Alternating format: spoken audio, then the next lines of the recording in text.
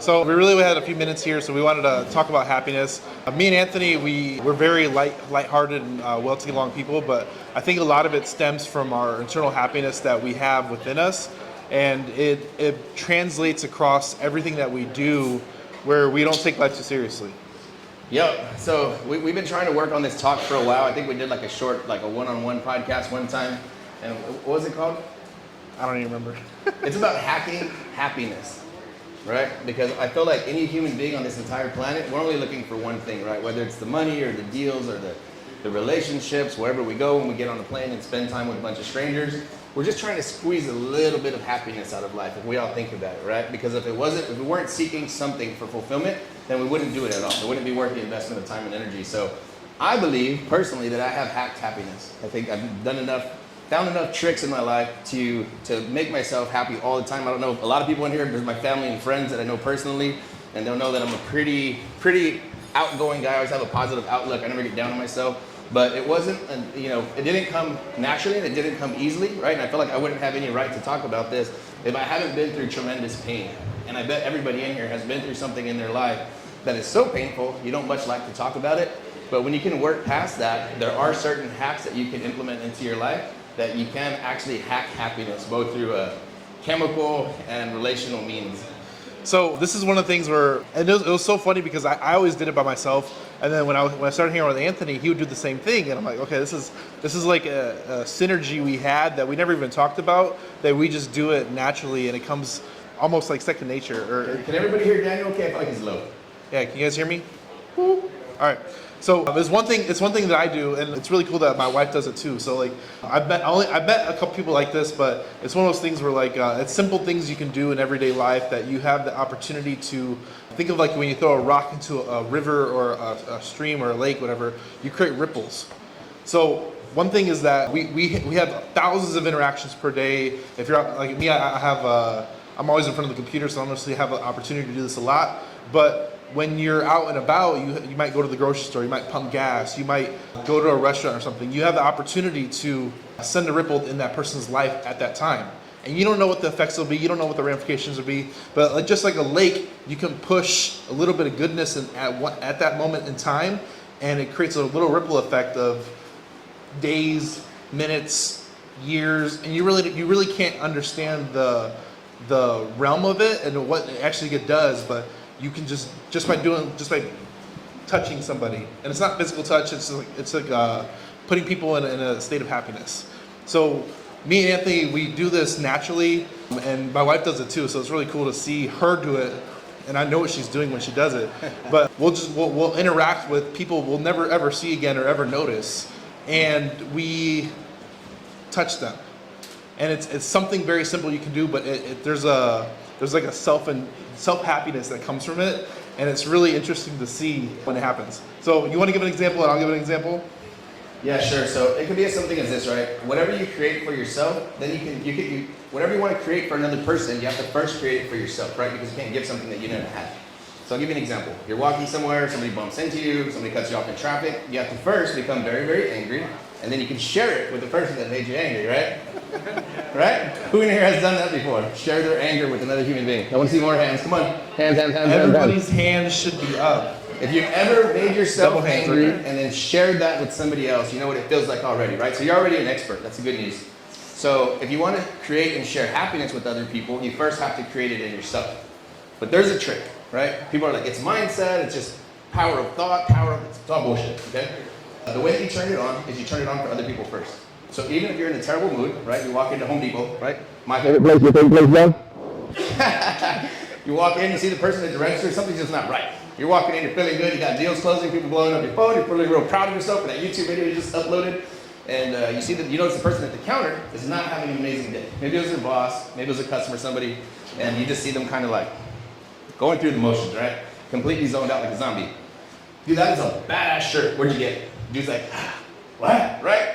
Instantly, his day is different now. And when you leave, you feel amazingly happy. Because you just brightened up that guy's day, right? The cool part is you can do it all day long. All day long. I do it to everybody. If you see me at an event sometimes, like about last weekend, I'm flirting with everybody, girls and guys.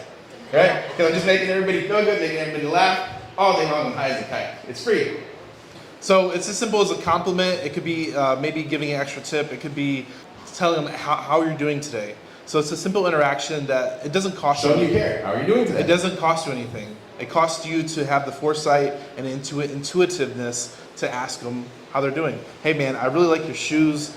They're really nice, bro. I appreciate that. Or something to that effect. You can compliment how they look, what they're wearing. That's a nice watch. His hat with the red brim is dope, man. I need to get one myself. You know, you hide in the bald head. You know, I don't know. You maybe crack a joke, and a lot of people it comes across authentic because you actually are being authentic. Yeah, you know, it has to be genuine. It cannot be fake. It has to be completely genuine. This is literally happened 2 days ago. So we had tacos here last night. We were prepping for the event, and our guys were all here. And I sent the guys. I'm like, hey. We went, there's a taco stand right out the corner. I don't even know if it was that direction or this direction. I think it's that direction. And we went and got tacos, and we're all sitting there, and Anthony's on the phone. He's always on the phone. So we got tacos, came back, and then I'm like, everybody still hungry? I'm like, we'll get another one. So it was like a platter of like tacos, a bunch of other stuff, beans and all this stuff.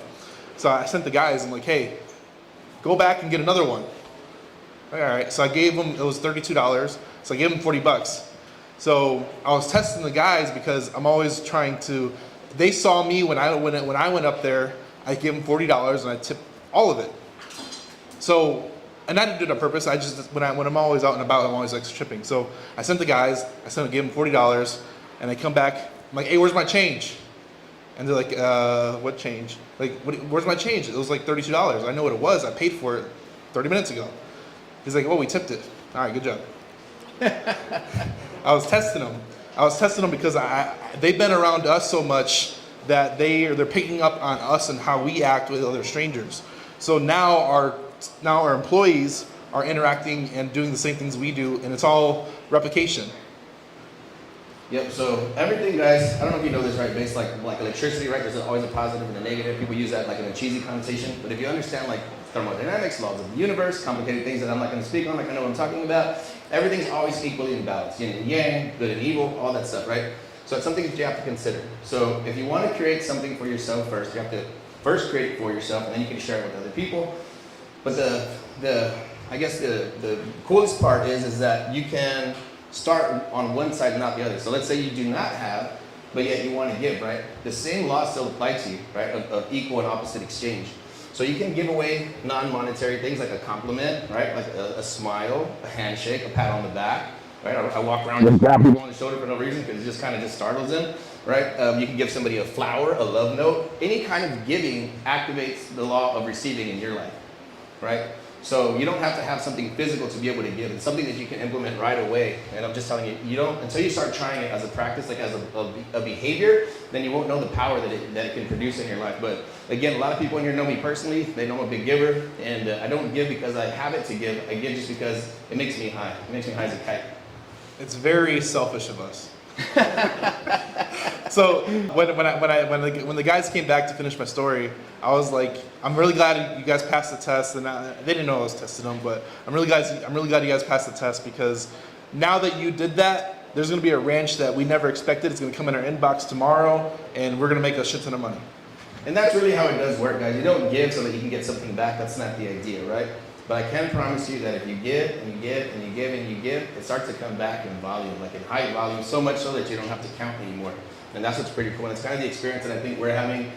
We help a lot of people, both sellers, buyers, new people, experienced people. And we feel like the people's lives that we are touching, they do go out and they are replicating, kind of that learned behavior. They see the way that we treat our students and our peers and our friends and our family, and then they go out and they do the same. And like we're just super, super proud of everybody in here and kind of what we've been observing inside of the Hive Mind. It's super beautiful.